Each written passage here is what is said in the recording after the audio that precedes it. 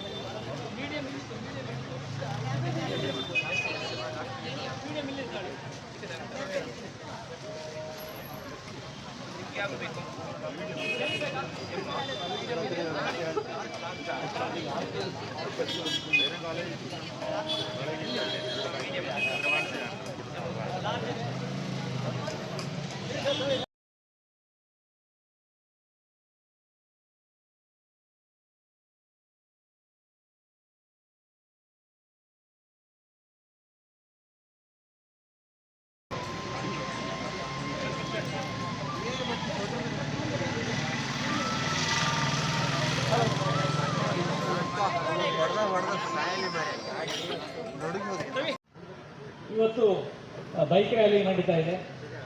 ಆಯುರ್ವೇದ ಜಾಗೃತಿ ಹಾಗೆ ಆಯುರ್ವೇದ ವಿಶ್ವ ಸಮ್ಮೇಳನದ ಜಾಗೃತಿಗಾಗಿ ಇದನ್ನು ಮಾಡ್ತಾ ಇದೆ. ನಾಳೆ ಬೆಳಗ್ಗೆ 7:30 ಗಂಟೆಗೆ ಮಲ್ಲೇಶ್ವರಂನಲ್ಲಿ ಆಯುರ್ವೇದ ವಾಕಥಾನ್ ನಡೆಯಲಿಕ್ಕಿದೆ. ಹಾಗೆ ನಾಳೆ ಬೆಳಗ್ಗೆ 8:30 ಗಂಟೆಗೆ ಟೌನ್ ಹಾಲ್ನಿಂದ ಆಯುರ್ವೇದ ವಿಂಟೇಜ್ ಕಾರ್ ರ್ಯಾಲಿ ನಡೆಯಲಿಕ್ಕಿದೆ. ಅಂದರೆ ಆಯುರ್ವೇದ ಕೂಡ ಹಳೆಯದು, ವಿಂಟೇಜ್ ಕಾರ್ಗಳು ಕೂಡ ತುಂಬ ಹಳೆಯದು, ಎರಡಕ್ಕೂ ಮೌಲ್ಯ ತುಂಬ ಜಾಸ್ತಿ ಇದೆ ಕೂಡ. ಹಾಗಾಗಿ ಅದು ನಡೆಯಲಿಕ್ಕಿದೆ.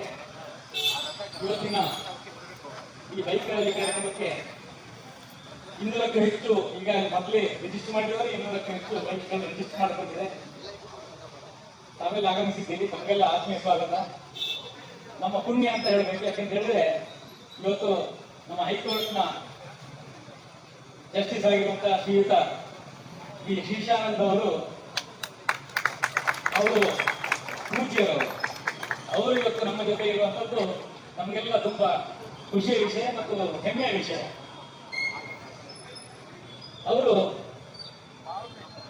ನಾಡಿನಾದ್ಯಂತ ಕೇವಲ ತಮ್ಮ ವೃತ್ತಿ ಮಾತ್ರ ಅಲ್ಲ, ಜನರಿಗೆಲ್ಲ ಯಾವ ರೀತಿ ಬದುಕಬೇಕು, ನಡೆನುಡಿ ಹೇಗಿರಬೇಕು ಇದನ್ನೆಲ್ಲ ತಮ್ಮ ಕೋರ್ಟ್ ಮೂಲಕವೇ ಜಗತ್ತಿಗೆ ಸಾರಿದವರು.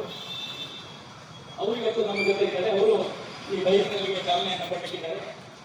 ಜೊತೆಯಲ್ಲಿ ಶ್ರೀಯುತ ರವಿ ಸುಬ್ರಹ್ಮಣ್ಯ ಅವರು ಪ್ರಖ್ಯಾತರು, ಇದೇ ನೆಲದ ಶಾಸಕರು. ಅವರು ಮತ್ತೊಮ್ಮೆ ಮಗದೊಮ್ಮೆ ಇನ್ನೊಮ್ಮೆ ನಿರಂತರವಾಗಿ ಈ ಕ್ಷೇತ್ರದ ಜನ ಎಲ್ಲ ಬಯಸಿ ಶಾಸಕರಾಗಿ ಆಯ್ಕೆ ಆಗ್ತಾ ಇರುವಂತವರು ನೈಜ ನಾಯಕರು, ಶುದ್ಧ ನಾಯಕರು. ಅವರು ನಮ್ಮ ಜೊತೆಗಿದ್ದಾರೆ. ಅವರಿಗೆ ಆತ್ಮೀಯ ಸ್ವಾಗತ. ಹಾಗೆ ಶ್ರೀಯುತ ಅಜಯ್ ರಾವ್, ಖ್ಯಾತ ಚಲನಚಿತ್ರ ನಟರು. ಹಾಗೆ ಬಹಳಷ್ಟು ವರ್ಷಗಳಿಂದ ತಮ್ಮೆಲ್ಲ ಕುಟುಂಬ, ಅವರು ಸೇರಿ ಅವರ ಕುಟುಂಬ ಎಲ್ಲ ಆಯುರ್ವೇದವನ್ನು ಜೊತೆಗಿಟ್ಕೊಂಡಿರುವವರು. ನಮ್ಮ ಹೆಮ್ಮೆಯ ಕಲಾವಿದರು ಕೂಡ ಹೃತ್ಪೂರ್ವಕ ಸ್ವಾಗತ. ಡಾಕ್ಟರ್ ಶ್ವೇತಾ, ಹಿಮಾಲಯ ಕಂಪನಿಯ ಧನುರ್ಮಾಸದ ಚಳಿಯನ್ನು ಮೀರಿಸಿ ಎಲ್ಲರೂ ಉತ್ಸಾಹದಿಂದ ಒಂದು ಉತ್ತಮ ಕಾರ್ಯಕ್ಕೆ ಕೈಜೋಡಿಸ್ತಾ ಇದ್ದೇವೆ. ಮನುಷ್ಯ ಜನಿಸಿದಾಗಲೇ ಕಾಯಿಲೆಗಳು ಜನಿಸಿತು ಅಂತ ಹೇಳೋದು ವೈದ್ಯರ ಒಂದು ಮಾತು. ಹಾಗಿತ್ತೋ ಇಲ್ವೋ ನನಗೆ ಗೊತ್ತಿಲ್ಲ. ಆದರೆ ಸಮುದ್ರ ಮಥನ ಕಾಲದಲ್ಲಿ ಅಮೃತ ಕಲಶವನ್ನು ಹಿಡಿದಂಥ ಧನ್ವಂತರಿ ಆಯುರ್ವೇದದ ಅಧಿದೇವತೆ. ಹಾಗಾಗಿ ಕಾಯಿಲೆಗಳು ಮನುಷ್ಯ ತಂದುಕೊಂಡಿದ್ದು ಕೆಲವಾದರೆ ಪ್ರಾಕೃತಿಕವಾಗಿ ಪ್ರಕೃತಿಯಿಂದ ಮನುಷ್ಯ ಕೂಡ ಪ್ರಕೃತಿ ಭಾಗ ಆಗಿದ್ದರಿಂದ ಕೆಲವು ಕಾಯಿಲೆಗಳು ಬರ್ತಕ್ಕಂಥದ್ದು ಹೌದು. ನಾ ಎಲ್ಲ ಕಡೆ ಹೇಳೋ ಹಾಗೆ ಈ ನಮ್ಮ ಹೆಮ್ಮೆಯ ದೇಶ ಭಾರತ ದೇಶ ಏನಿದೆ, ಇದರಲ್ಲಿ ಏನುಂಟು ಏನಿಲ್ಲ ಅಂತ ಕೇಳಬೇಕಾಗಿತ್ತು. ಇಡೀ ವಿಶ್ವದಲ್ಲೇ ನಾಗರಿಕತೆಗೆ ಮೊದಲು ಕೊಟ್ಟಂಥದ್ದು ಕಫ ಪಿತ್ತ ವಾತ ಇಷ್ಟಂಶ. ಬ್ಲಡ್ ಪ್ರೆಷರ್ ಇರ್ಬೋದು, ಅವನ ದೇಹ ಪ್ರಕೃತಿಯ ಇನ್ನಿತರ ವಿಚಾರಗಳಿರ್ಬೋದು, ಅವೆಲ್ಲವೂ ಕೂಡ ಬೇರೆ ಬೇರೆ ಅಂತ. ಹಾಗಾಗಿ ಸ್ಟ್ಯಾಂಡರ್ಡ್ ಅಥವಾ ನಾರ್ಮಲ್ ಬೇಕಾಗಿರ್ತಕ್ಕಂಥದ್ದು ಚಿಂತನೆ. ಆ ಚಿಂತನೆಗಳಿಂದ ದೇಹದ ಆರೋಗ್ಯಗಳು ಕೆಡ್ತಾ ಇದೆ ಅನ್ನೋದನ್ನ ಬಹಳಷ್ಟು ಜನ ತಿಳ್ಕೊಂಡಿದ್ದಾರೆ. ಸಾವಿರಾರು ಪೇಪರ್ಗಳನ್ನ ಕೊಟ್ಟಿದ್ದಾರೆ. ನನ್ನದು ಒಂದು ಸಣ್ಣದಿರಲಿ ಅಂತ ಹೇಳಿ ಇದನ್ನ ಕೊಡ್ತಾ ಇದ್ದೇನೆ. ಚಿಂತನೆ ಯಾವಾಗ ಸರಿ ಹೋಗುತ್ತೆ ಆವಾಗ ಬಹಳಷ್ಟು ಕಾಯಿಲೆ ತಮ್ಮಿಂದ ತಾನೇ ದೂರವಾಗುತ್ತೆ. ಬಹಳ ದೊಡ್ಡ ಅಡ್ವೊಕೇಟ್ ಆಗಿದ್ದವರು ನಂತರ ಸನ್ಯಾಸತ್ವ ತೆಗೆದುಕೊಂಡು ಕೇವಲ 40-50 ವರ್ಷಗಳ ಹಿಂದೆ ಆಗಿ ಹೋದಂಥ ವ್ಯಾಸರಾಜ ಮಠದ ಯತಿಗಳು ಒಂದು ಕೃತಿಯಲ್ಲಿ ಅದನ್ನು ಬರೀತಾರೆ. ಕಾಯವು ರೋಮಾಂಚಿತವಾಯಿತು, ಮಾಯವಾದವೋ ಅಂತ ಹೇಳ್ತಾರೆ. ಆ ಕಾಮ, ಕ್ರೋಧ, ಲೋಭ, ಮೋಹ, ಮದ, ಮತ್ಸರ ಇವುಗಳ 6 ಏನು ಗುಣಗಳಿದೆ, ಷಡ್ವೈರಿಗಳು ಅಂತ ನಾವು ಕರಿತೀವಿ. ಆ ಷಡ್ವೈರಿಗಳನ್ನ ದೂರ ಇಡೋದಕ್ಕೆ ಷಡ್ರಸೋಪೇತವಾದ ಭೋಜನವನ್ನ ಮಾಡಬೇಕು ಅಂತ ಇದನ್ನ ಆಯುರ್ವೇದದಲ್ಲಿ ವಿಶೇಷವಾಗಿ ಹೇಳ್ತಾರೆ. ಅತಿಯಾದರೆ ಅಮೃತವೂ ವಿಷ ಅಂತ. ಹಾಗಾಗಿ ನಮ್ಮ ಚಿಂತನೆಗಳಲ್ಲೂ ಯಾವಾಗ ನಾವು ನೇರವಾಗಿ ಮಾಡ್ಕೋತೀವಿ, ಇನ್ನೊಬ್ಬರ ದುಡ್ಡಿಗೆ ಆಸೆ ಪಡದಲ್ಲೇ ಇರ್ತಕ್ಕಂಥದ್ದು, ಎಲ್ಲರೂ ಚೆನ್ನಾಗಿರ್ಲಿ, ಸರ್ವೇ ಜನಾಃ ಸುಖಿನೋ ಭವಂತು, ಸಮಸ್ತ ಸನ್ಮಂಗಳಾನಿ ಭವಂತು ಹೇಳಿದ್ರು ಹಾಕುತ್ತದು, ಹೇಳ್ದ ಹಾಕು. ಮೊದಲನೇ ಕಾಲನ್ನ ಕತ್ತರಿಸ್ತಾ ಇರಬಾರ್ದು. ಪಾಪ ಕಷ್ಟಪಟ್ಟು 3 ಕಾಲಲ್ಲಿ ಜಿಗಿತು ಕುಪ್ಪಳಿಸ್ತು. ನಂತರ 2ನೇ ಕಾಲನ್ನ ಕತ್ತರಿಸ್ತಾ ಹಿಂಭಾಗದ್ದು ಕಷ್ಟಪಟ್ಟು ಮುಂಭಾಗದಲ್ಲಿ ಇಡೀ ದೇಹದ ಭಾರವನ್ನು ಹೊತ್ಕೊಂಡು ಕುಪ್ಪಳಿಸೋ ಪ್ರಯತ್ನ ಪಡ್ತಾರೆ.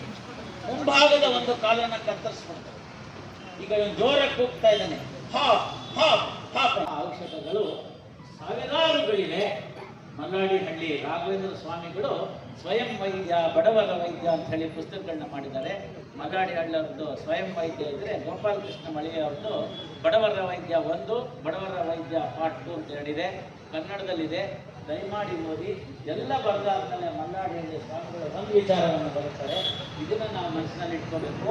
ಇದು ನನಗೆ ಸಂಗ್ರಹಕ್ಕೆ ಸಿಕ್ಕಿದ್ದು ನಮ್ಮ ಗುಡ್ಡಗಾಡುಗಳಲ್ಲಿ ಇರ್ತಕ್ಕಂಥ ದನ ಮೇಯಿಸೋರಿಗೆ ನನಗಿಂತ ಹೆಚ್ಚು ಔಷಧಗಳು ಗೊತ್ತಿದೆ. ದಯವಿಟ್ಟು it should be only treated as incompleted compendium of the medicines ಅಂತ ಹೇಳಿ ಕ್ಲೋಸ್ ಮಾಡ್ತಾರೆ. ಅಂತ ದೊಡ್ಡ ವ್ಯಕ್ತಿಗಳು ಹಾಗಿದ್ದಂಥ ಸಂದರ್ಭದಲ್ಲಿ ಆಯುರ್ವೇದಕ್ಕೆ ಆಕಾಶದಷ್ಟು ದೊಡ್ಡ ಕ್ಯಾನ್ವಾಸ್ ಇದೆ. ಅದಕ್ಕೆ ಬೇಕಾಗಿರ್ತಕ್ಕಂಥ ಎಲ್ಲ ರೀತಿಯಾಗಿರ್ತಕ್ಕಂಥ ಅನುಕೂಲಗಳು ಅನಾನುಕೂಲಗಳನ್ನ ಇದೆ. ಅನುಕೂಲತೆಗಳ ಕಡೆ ನೋಡೋಣ, ಅನಾನುಕೂಲತೆ ಕಡೆ ಬಿಡೋಣ. ಈಗ ಮಲ್ಟಿ ಪ್ರಾಂಗ್ಡ್ ಅಪ್ರೋಚ್ ಅಂತ ಅದನ್ನೇ ಅವರು ಪ್ರಸ್ತಾಪ ಮಾಡಿದ್ರು. ಒಂದು ದೇಹಕ್ಕೆ ಒಂದು ಕಾಯಿಲೆ ಬಂದಿದೆ ಅಂತಂದ್ರೆ ಒಂದೇ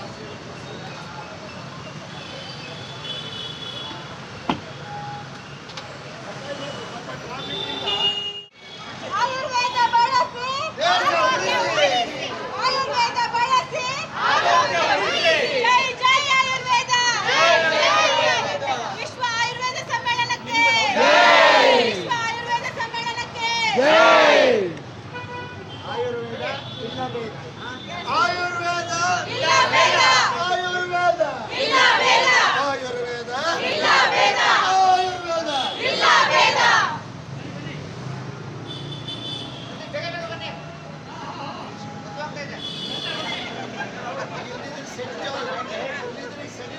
ಜೈ ಅಂತಾರೆ ಈಗ.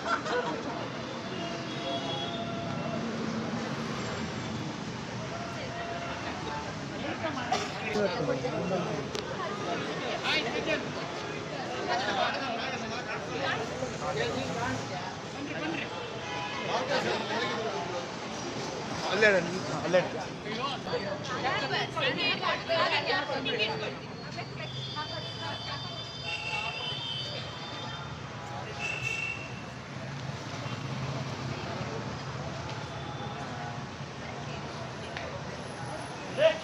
ಜೈ ಬನ್ನಿ ಆಮೇಲೆ ಜೈ ಎಲ್ಲ ಒಂದ್ಸರಿ ಕೈ ಎತ್ತಿ ಮೇಲೆ ಜೈ ಹೇಳಿ.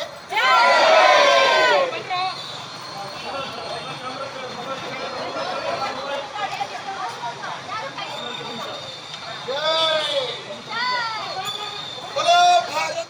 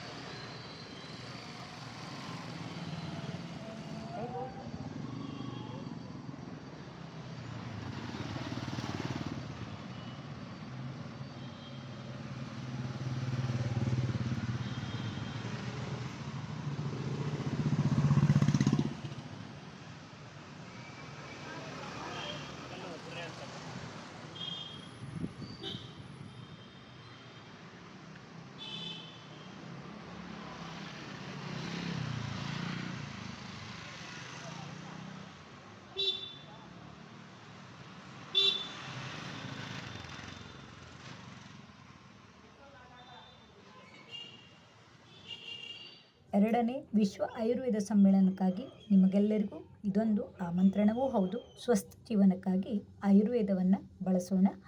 ನೀವು ಬನ್ನಿ, ನಿಮ್ಮವರನ್ನು ಕರೆತನ್ನಿ. ಧನ್ಯವಾದಗಳು.